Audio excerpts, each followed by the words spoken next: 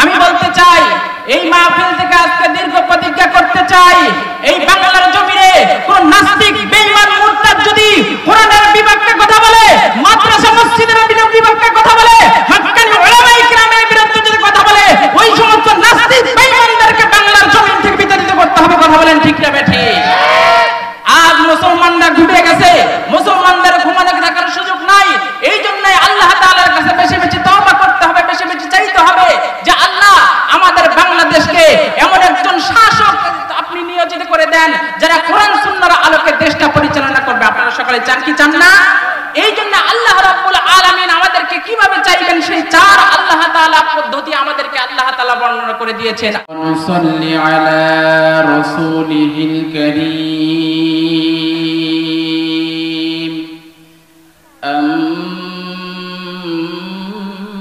আম্মা বা'দু ফাকাদ ক্বালা আল্লাহু তাআলা ফি কালামিহিল মাজিদ ওয়াল ফুরকানিহিল হামিদ। সকলে আমার সাথে মহব্বতে জবান খুলে পড়ুন, আউযু বিল্লাহি মিনাশ শাইতানির রাজীম, বিসমিল্লাহির রহমানির রহিম। লাইন আকামতুমুস সালাতা ওয়া আতাইতুমুজ যাকাতা ওয়া আমানতুম বিরুসুলি ওয়া আযযারতুমুহুম ওয়া qarabtumuল্লাহু qardan হাসানা। আল্লাহু আকবার। সাদাকাল্লাহুল মাওলানাল আযীম। وقال رسول الله صلى الله عليه وسلم أول ما يحاسب به العبد يوم القيامة أو كما قال عليه الصلاة والسلام। সকলে দরুদ ইব্রাহিম পড়ি। اللهم صل على محمد وعلى آل محمد كما صليت على إبراهيم وعلى آل إبراهيم إنك حميد مجيد।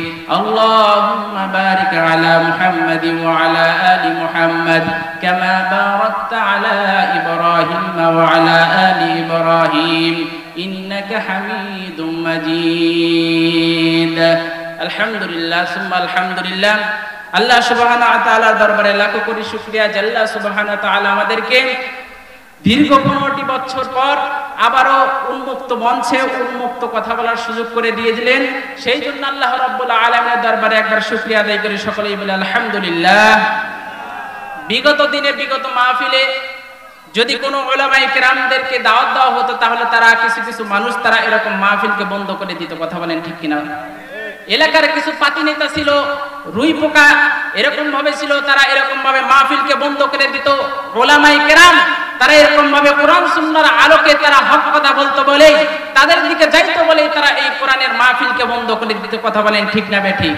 আজ এই মাহফিল থেকে আমি বলতে চাই, এই মাহফিল থেকে আজকে দীর্ঘ প্রতিজ্ঞা করতে চাই, এই বাংলার জমিনে কোন নাস্তিক বেঈমান মুরতাদ যদি কোরআনের বিপক্ষে কথা বলে, মাদ্রাসা মসজিদের বিপক্ষে কথা বলে, হক্কানি উলামায়ে কিরামের বিরুদ্ধে যদি কথা বলে, ওই সমস্ত নাস্তিক বেঈমানদেরকে বাংলার জমিন থেকে বিতাড়িত করতে হবে। কথা বলেন ঠিক না বেঠিক? আজ মুসলমানরা ঘুরে গেছে, মুসলমানদের ঘুমানো থাকার সুযোগ নাই। এই জন্যই আল্লাহ তাআলার কাছে বেশি বেশি তওবা করতে হবে, বেশি বেশি চাইতে হবে যে আল্লাহ আমাদের বাংলাদেশকে এমন একজন শাসক আপনি নিয়োজিত করে দেন যারা কোরআন সুন্নাহর আলোকে দেশটা পরিচালনা করবে। আপনারা সকলে চান কি চান না?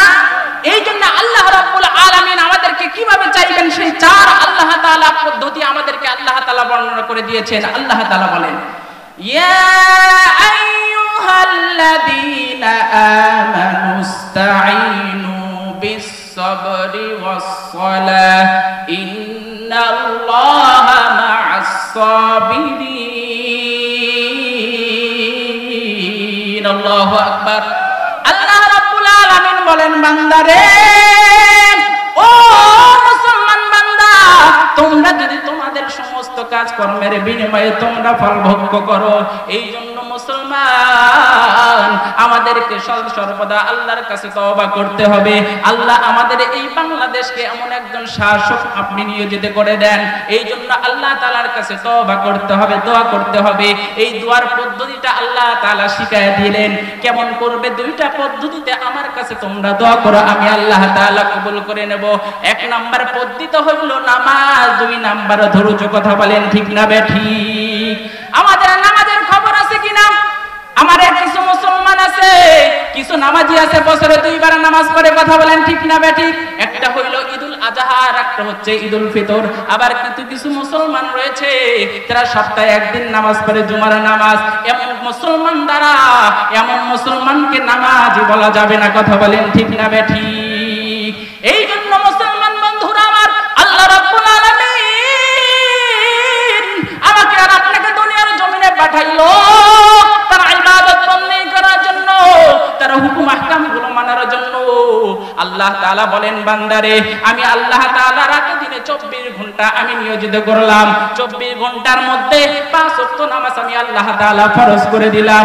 5 ওয়াক্ত নামাজ যদি বান্দা প্রত্যেক নামাজের মধ্যে আধা ঘন্টা সময় তোমরা যদি নির্ধারণ করে নাও, আধা ঘন্টা সময় যদি তোমরা নির্ধারণ করো, 2.5 ঘন্টা সময় হবে।